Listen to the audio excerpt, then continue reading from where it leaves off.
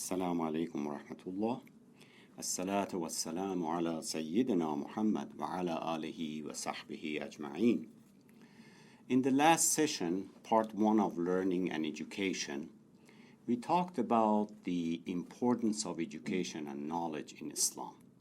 We talked about related verses and the narrations from the Prophet, peace be upon him, and how the early Muslims reached the peak of civilization in the golden years or golden decades, and how their Islamic faith impacted their learning, knowledge, and discoveries.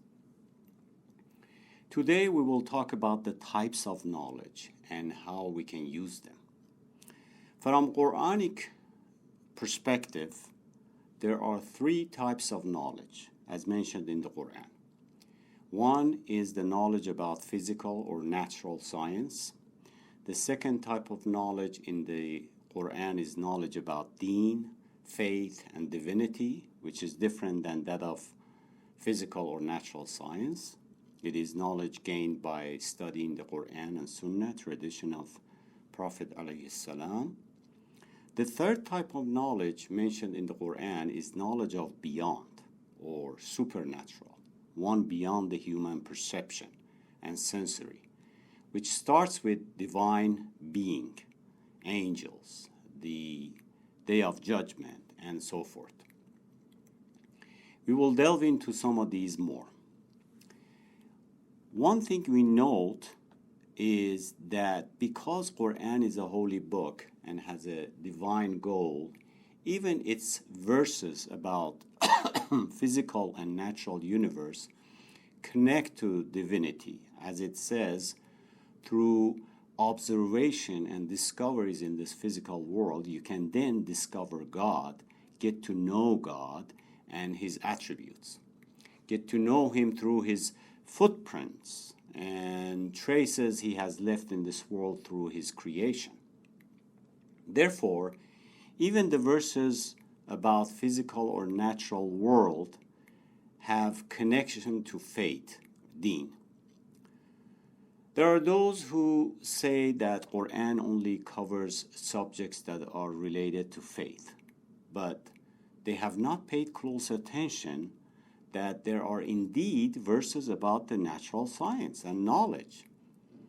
The difference is that Qur'an does not want to be a book of physics or chemistry or geology, rather touches on natural science in order to conclude a certain fact.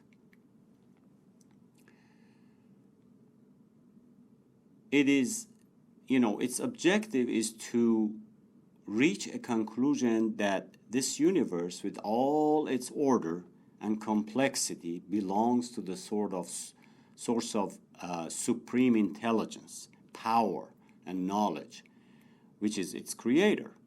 He sustains it, and all is under his control.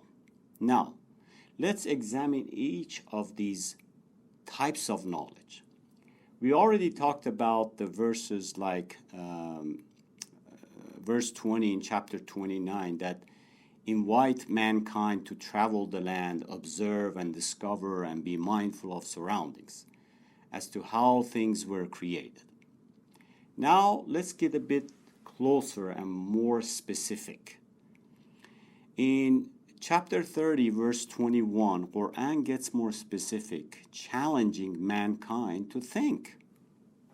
أعوذ بالله من الشيطان الرجيم بسم الله الرحمن الرحيم ومن آياته أن خلق لكم من أنفسكم أزواجا لتسكنوا إليها وجعل بينكم مودة ورحمة إن في ذلك لآيات لقوم يتفكرون. And among his signs is this, that he created for you mates from amongst yourselves, that you may dwell in peace and tranquility with them.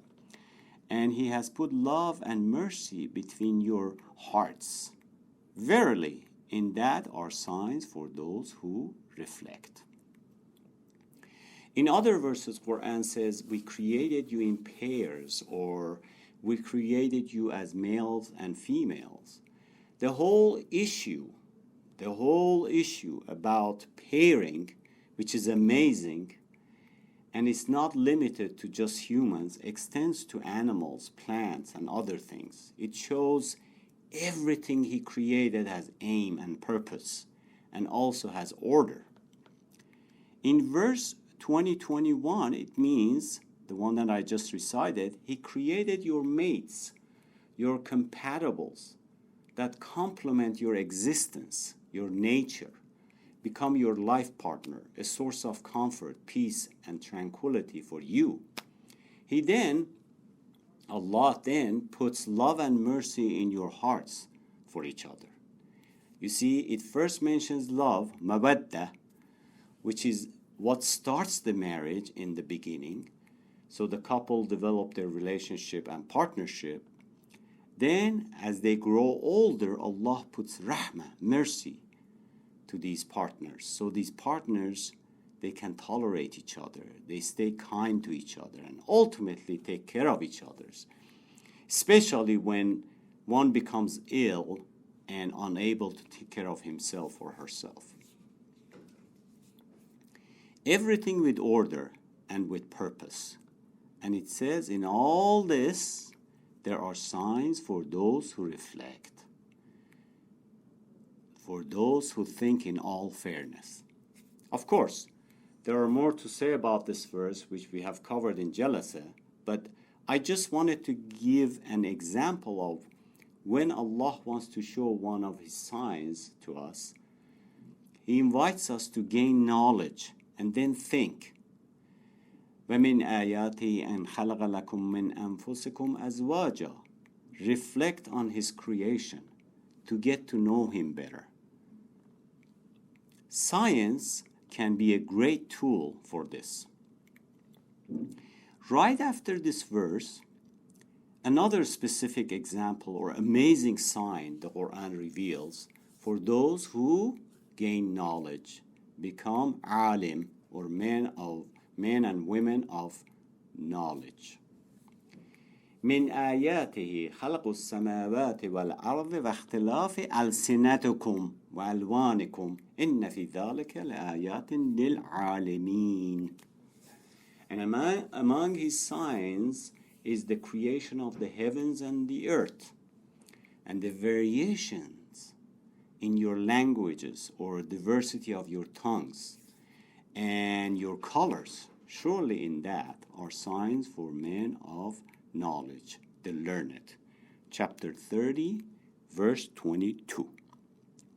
Chapter 30, verse 22. Of course, there are many verses in the Qur'an talking about the creation of heavens and the earth, drawing our attention to the whole universe and how things within it were created, which is a general and all-inclusive statement, urging us to contemplate on the whole creation around us, how majestic, how orderly, without anything stopping its operation. Then it gets into one specific topic, which is the difference in tongues and colors within one of His creatures, the human race. You might ask, well, after the universe, what's the big deal about the difference in our language and color? Well, let's explore. What I'm about to discuss, one can write a book about. And there are, in fact, books written about it, about our languages and how they were created. This verse goes even further and invites us to reflect on the differences, the diversity of our languages or tongues. Most Quranic commentators have said اختلاف ألسنتكم means the diversity or difference of languages spoken in different parts of the world. As a first step, one might say, yeah, okay, yes, which can also be said about the skin color in different parts of the world. For example, the difference in the language and the color between a country in East Africa and a country in Northern Europe. This explanation stops here and goes no further.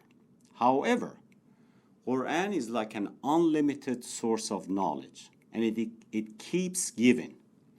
If we take this verse where it says the difference in language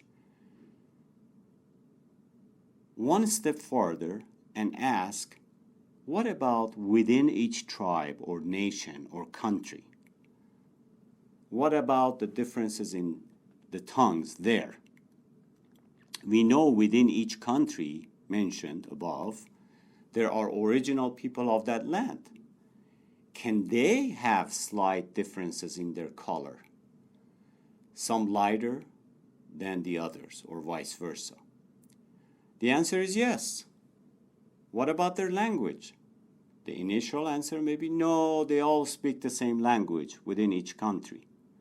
That may be true, but Qur'an is speaking about another difference. You ask, what is that? Qur'an opens another world to us, and only to those who are alim, people of knowledge. By alim, Qur'an means those who specialize in any physical science.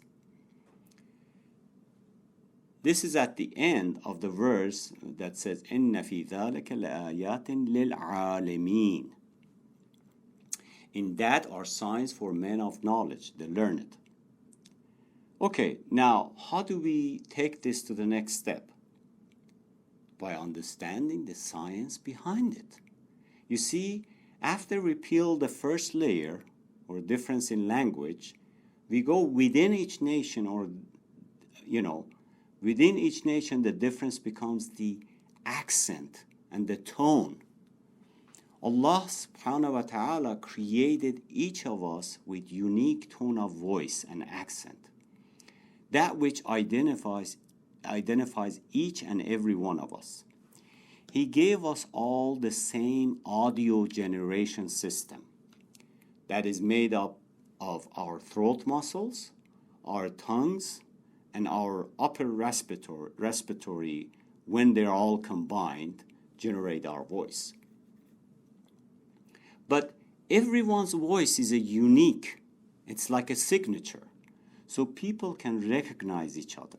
For example, once you hear my voice, you know it's me talking without even seeing me, because that is my signature voice recorded in your mind. Even hearing two people whom you don't know, without seeing them, you know immediately the differences in their tones or even accents, and realize you're listening to two different people. We all have the same audio system, muscles, tongues, and respiratory system, yet very unique voice for each and every one of us. Allahu Akbar. That is what Qur'an wants to draw our attention to by saying, وَمِنْ آيَاتِهِ, among his signs. And then اختلاف ألسنتكم. So we realize this scientific miracle as we gain more knowledge and insight. You might ask, what is the science behind it? How could this be? Well, since this is within my field, the field of my specialty, I can briefly explain it.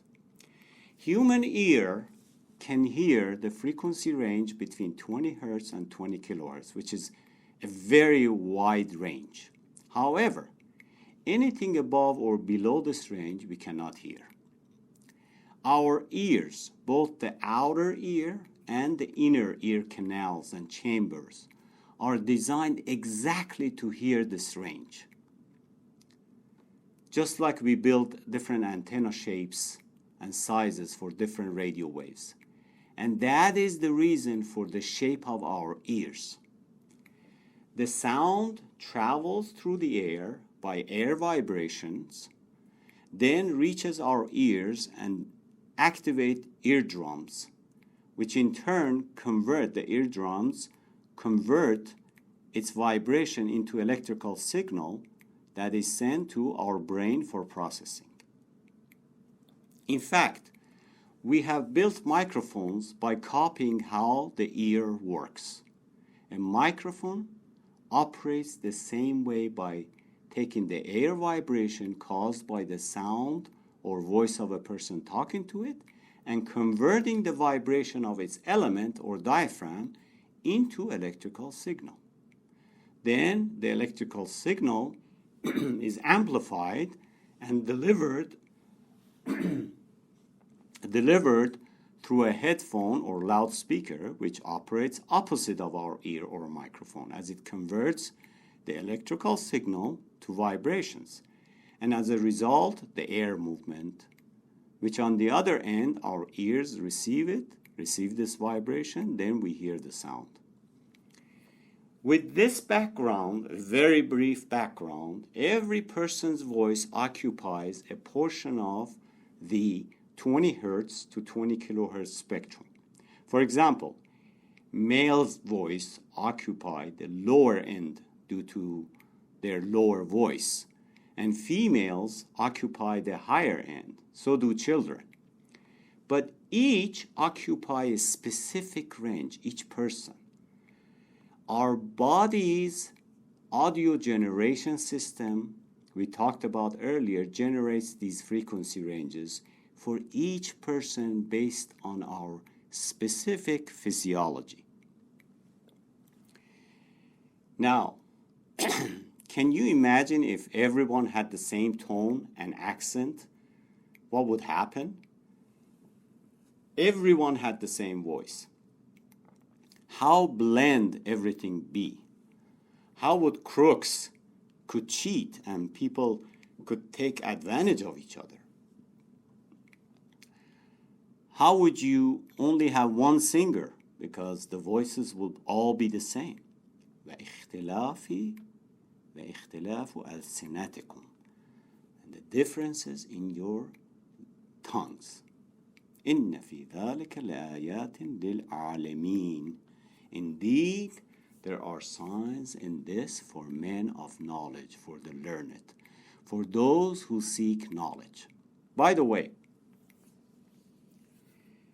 here it is lil alamin, not lil alamin. There's a big difference. Lil alamin, and that's something unfortunately you might find in some Qur'an translations to mean people of the world. It is not lil alamin, it is lil alamin, which means men of knowledge or learned. In other words, the verse says in creation of all the universe and specifically the differences in your languages and colors, there are signs for the people who have knowledge, the learned. If we want to see the real signs, get a real understanding of these signs, we should learn to educate ourselves. Here, it is not talking about the scholars of the deen, religion. No, it is those who study the field of physical science. They are the experts in the field. For them or anyone who delves into these sciences, these are the signs of God. Therefore, Qur'an here confirms knowledge is not just about the deen. He who studies the physical science is also recognized by Qur'an as alim. There are other verses in the Qur'an that prompt learning and knowledge, like chapter 35, verses 27 through 28, which says, "Did you not see how Allah sends down water from the sky and with it brings forth different colored fruits? In the mountains there are paths of different colors, of white and red and jet black. People too, and beasts and cattle have different colors. But it is only those amongst His worshippers that fear Allah, who have knowledge."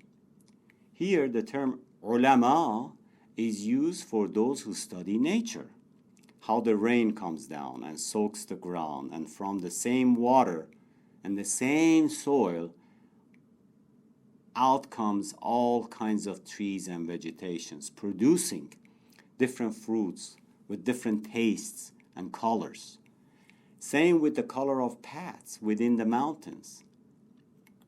people and animals, all with different colors. Again, these men of knowledge, ulama, are not scholars of fiqh or usul or hadith. They are natural scientists. Hence, Qur'an does not recognize the religious study as the only basis for knowledge. It acknowledges other forms of knowledge and science. Now, the second type of knowledge is the knowledge about the holy books, and divinity. That is the study of God and religions. For example, the Qur'an says, وَيَرَى الَّذِينَ أُوتُوا الْعِلْمَ الَّذِي أُنزِلَ إِلَيْكَ مِنْ رَبِّكَ هُوَ الْحَقَّ وَيَهْدِي إِلَى صِرَاطِ الْعَزِيزِ الْحَمِيدِ. Those to whom the knowledge has been given can see what has been sent down to you from your Lord is the truth, guiding to the path of Almighty the Praised. Chapter 34, verse 6. Here, by they can see means the sight of their mind and heart, not a physical eye, physical sight. And here, the scholar, or الَّذِينَ أُوتُوا الْعِلْمَ, to those whom the knowledge has been given to, refers to those who have the knowledge of religions, not the physical or natural science. Another example is the verse in chapter 4, verse 162, which says, لكن الراسخون في العلم منهم والمؤمنون يؤمنون بما أنزل إليك وما أنزل من قبلك. But those among them who are well grounded in knowledge and the believers believe in what has been revealed to you and what was revealed before you. Who is الراسخون في العلم منهم? Among them who are well grounded in knowledge. Who is that? It refers to Jews and their sins. So if you look at the earlier verses, verses 160 and 161, Quran talks about Jews and where it describes them, because of the wrongdoing of the Jews, we forbade them good things which were before made lawful unto them.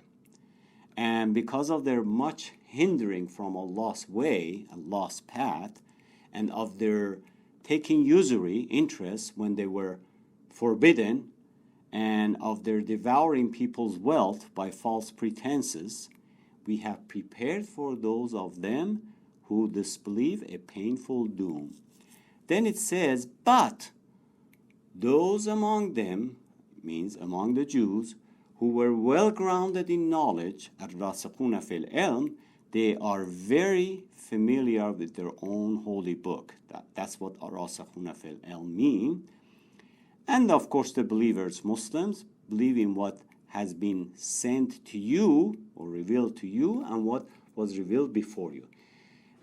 This is people like Abdullah ibn Salam, who was a Jewish scholar and came to the Prophet alayhi salam and embraced Islam. So Quran confirms there are fair-minded, well-grounded in knowledge Jewish scholars as well. So we conclude in the Quran there is mentions of knowledge of deen or scholars of deen, and not just Muslim scholars but other people of knowledge.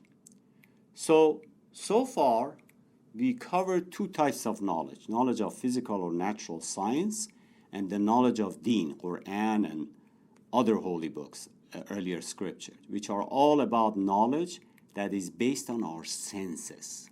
Now, the knowledge of beyond, supernatural, or things beyond our perception. Quran mentions things that are beyond the human perceptions, like ruh, spirit, like angels, like resurrection day, qiyamah. The Noble Quran mentions them, so we know they exist. However, it does not get into details of their nature, how, where, when, or their attributes. Let's look at chapter 17, verse 85,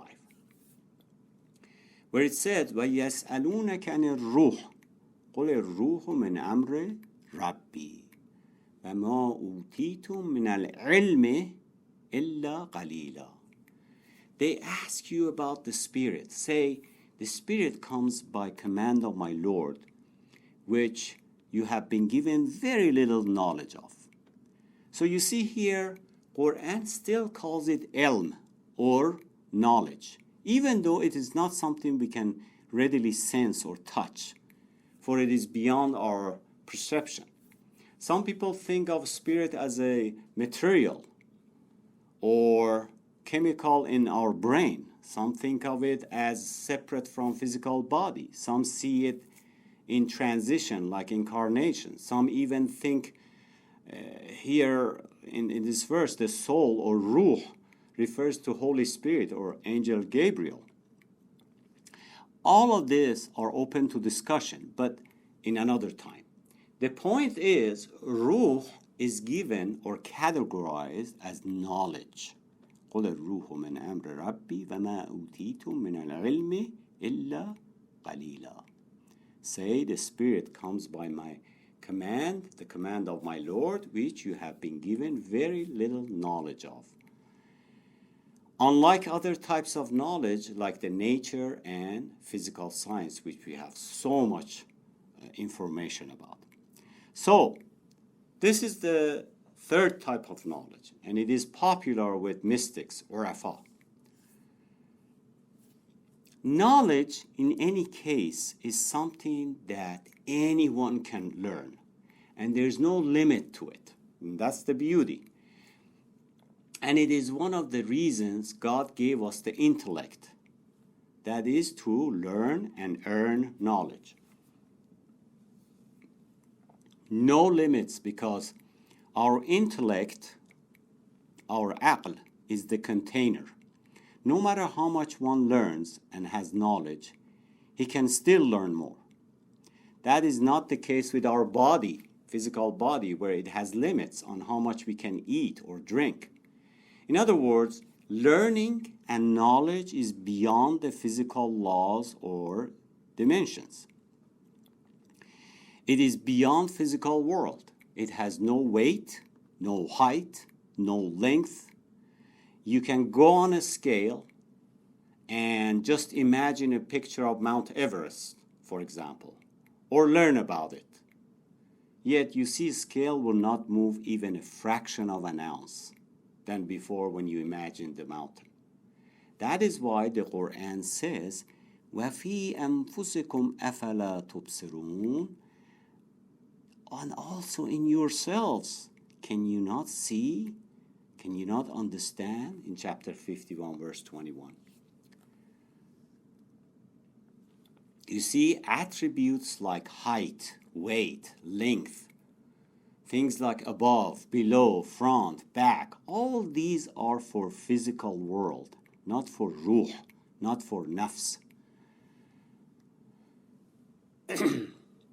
Sigmund Freud, who was an Austrian neurologist and the founder of psychoanalysis, thought ruh is a material or a chemical within our brain. He had a research partner called Professor Carl Gustav Jung, who was a Swiss psychiatrist and psychoanalyst who founded analytical psychology.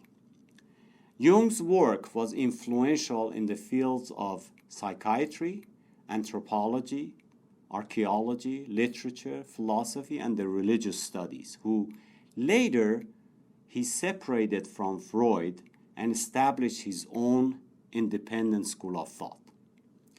Jung, in one of his last interviews, acknowledges, after much deliberation with other psychologists and psychiatrists, that ruh, or spirit, is something independent of the physical body and not a material, and that Freud was wrong about it.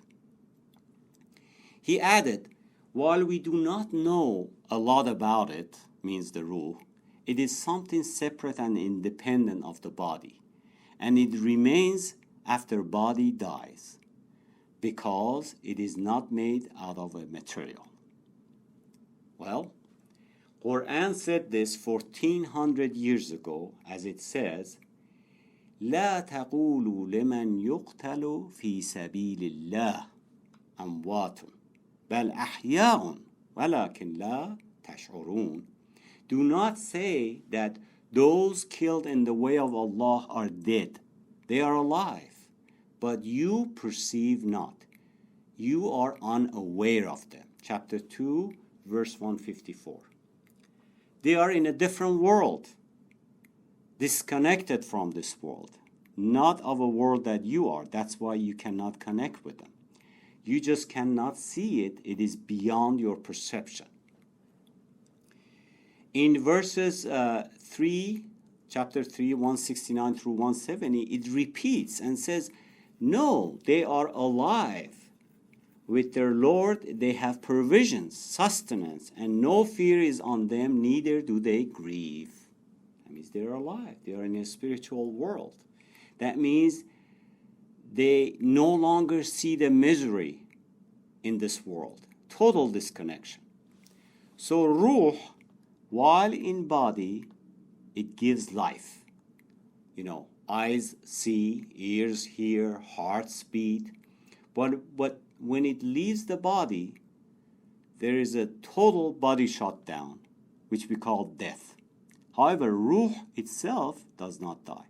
So what Qur'an identifies and presents as knowledge is the physical or natural knowledge or science, then the knowledge of deen and divinity, and then the knowledge of beyond or supernatural.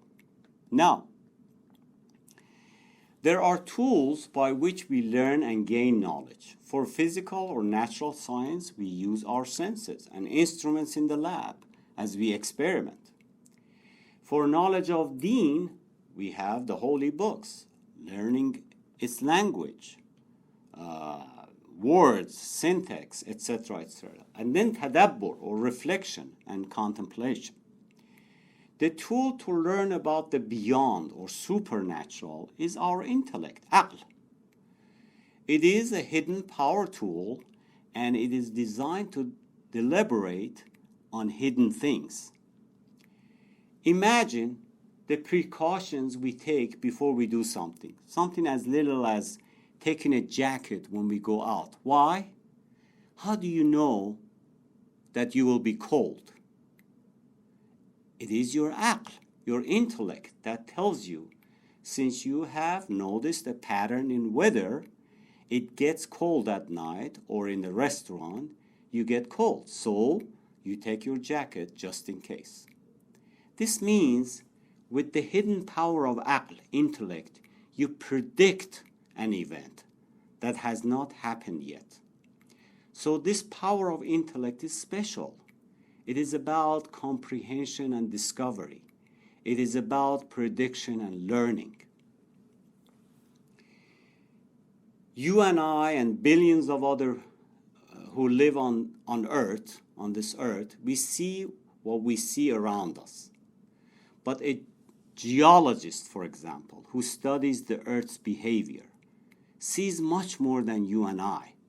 He sees the earth's motion, earth's crust, earth's eruptions deep inside, all using his aql, intellect, to discover the unseen.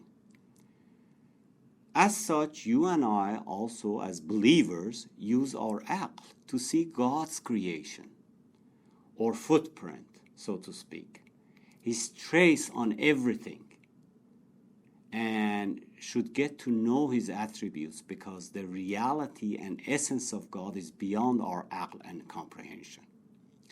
There's also another tool to see the unseen or predict the unseen, and that is called inspiration or ilham. Ilham or inspiration is not exclusive to the prophets. We all either know firsthand or perhaps know someone who experienced ilham, where they were about to do something or go somewhere and suddenly they feel uneasy inside, as if they are told not to do it. Some call it inspiration, some call it premonition, some call it telepathy, and some, call it something else. It is an early warning of future event, forewarning, if you will. Of course, another method exclusive to messengers of God is the wahy, or revelation. These are all related to gaining some level of knowledge across the beyond, or get access to knowledge of beyond. Back to learning, knowledge and education. You now understand how important they are in Islam and in today's Muslim world. And they are more important than ever, gaining this knowledge. How can one talk about God or one's faith, even science, without learning or studying it? How can one talk about Islam to non-Muslims, especially in today's environment, without educating himself? Now, what is the key takeaway from the last two sessions? What is the conclusion? Today, not just in Western countries, but in Muslim countries, Muslims are facing contemporary issues and challenges when it comes to education. In a basic level, what we mean by education is that when we say Qur'an was first revealed by اقرأ باسم ربك الذي خلق, read in the name of your Lord, by the word read, it is not just to read. It means three things. When you get a book, for example, you read or get the knowledge, then understand it, and then apply it, implement it, get something out of it. That's what iqra means.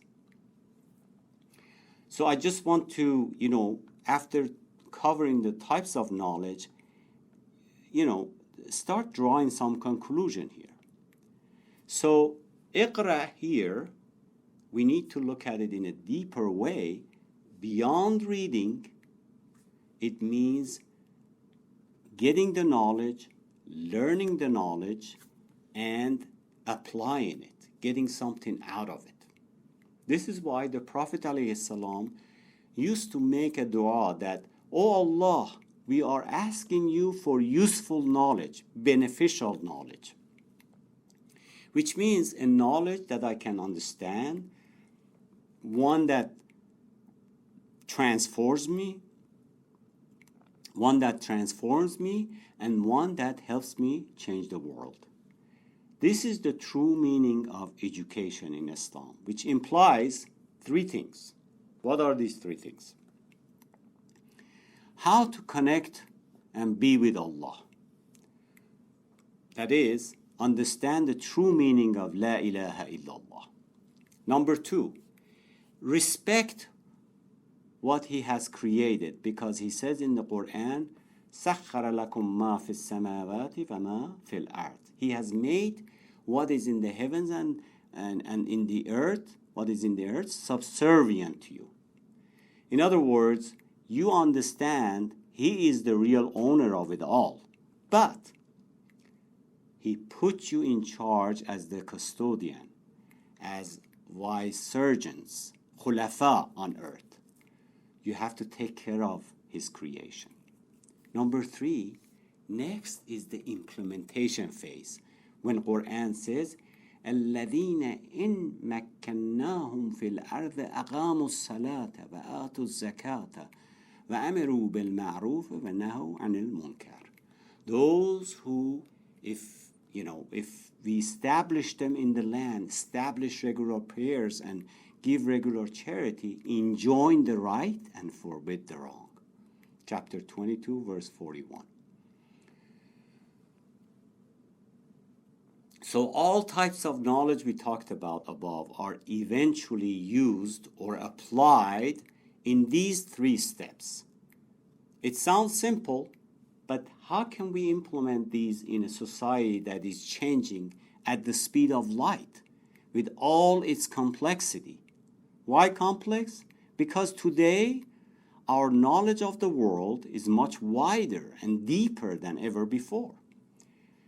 As Muslims, to be a Muslim who is connected to Allah, we do need to be educated about the world that we live in.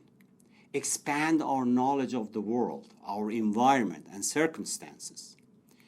Some people think that if we just stick to the old principles, Islamic principles, old models, and implement them today, we should be fine. However, that is not enough. The models involved in the olden days do not take into account the time and space.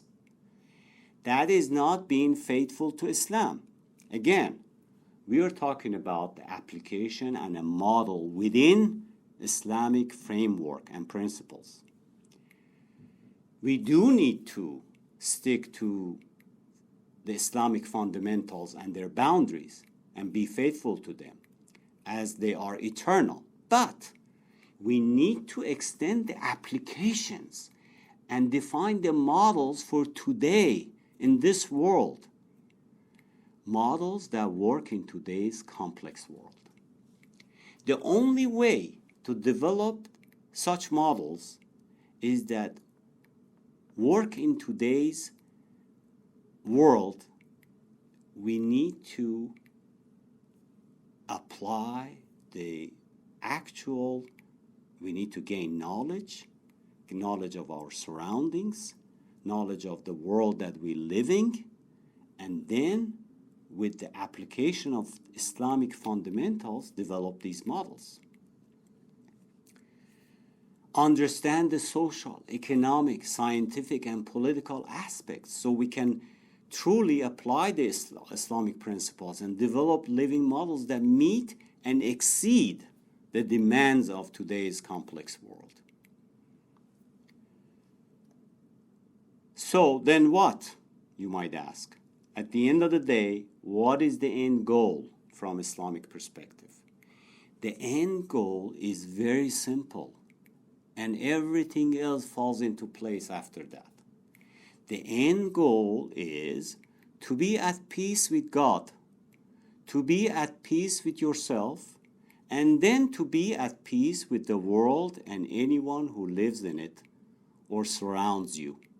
In fact, a Muslim who follows Islam, which means peace through submission and surrender to God, this Muslim is in peace with God, then himself or herself, then with his or her environment and all who live in it. In fact, a Muslim is an agent of peace wherever he or she goes to. What we want is salamatun nafs, peace in our hearts. But to get peace in our hearts, we must first learn and be educated about our Creator, Allah, and be at peace with Him first. Then our inner peace comes automatically after that. And if we are at peace with ourselves, we can spread the peace to what surrounds us and be at peace with the world. Look at what is happening in this world. Because people are so greedy, they want so much wealth and power that they are destroying the nature. And the nature is responding. You destroy nature, you will have global warming, drought, famine, pollution, catastrophes, death, and so forth. When resources like water becomes a limited source, wars will start, because in order to gain control of natural resources like water, it becomes a reason for wars to start. When you disrespect the nature, Allah says you are disrespecting yourself by destroying that which I gave you to take care of. Use and enjoy, not misuse. As Muslims, we want to be at peace with nature, not as an environmentalist slogan or a movement, but as the khulafa, vicegerents Allah put us in charge of. But at the same time, we realize nature and environment is not our property to do as we wish. We have to do what is good and respect the nature and take care of it. So, what we're concluding with is that Islamic education is all about power of knowledge, that which gives us peace. We have to ask, have I learned enough to be at peace with God? Do I have the education to be at peace with myself and with the world that surrounds me? At peace with Muslims and non-Muslims who surround me? At peace with my environment? Do I have the means to understand my religion by being an agent of peace and justice? Or am I an agent of corruption and disrespect for the nature? This is what an encompassing Islamic education and learning is all about. By the way, just in parentheses, we hear people say Islam is a religion of peace. That is not entirely true. Islam is a religion advocating peace. They're calling for peace. There's a difference between the two. That means Islam and its followers stand for peace and justice. That means if Muslims see injustice, they must stand up and defend against injustice and do their best to establish peace. So it is not about I'm at peace with everybody and all around pacifist. It is about I am in peace with the peaceful. I'm in peace with the peaceful, those who want love and peace. At the same time, I should be ready to stand up against destruction, injustice, and corruption. This is one aspect of Muslims educating themselves so they can achieve the above main objectives. In the next session to follow, we will inshallah talk about implications when there is a lack of spiritual learning and education versus the benefits of spiritual education and learning. We ask Allah to guide us and give us the knowledge to be agents of peace. We ask Allah to grant us the passion and knowledge in a field of specialty where we become the experts in that field and then educate others about Him and His creation. We ask Allah to help us be good vicegerents on earth, khulafa on earth, so we may fulfill our obligations as He expects us to. بسم الله الرحمن الرحيم والعصر إن الإنسان لفي خسر إلا الذين آمنوا وعملوا الصالحات وتواصوا بالحق وتواصوا بالصبر. السلام على من اتبع الهدى.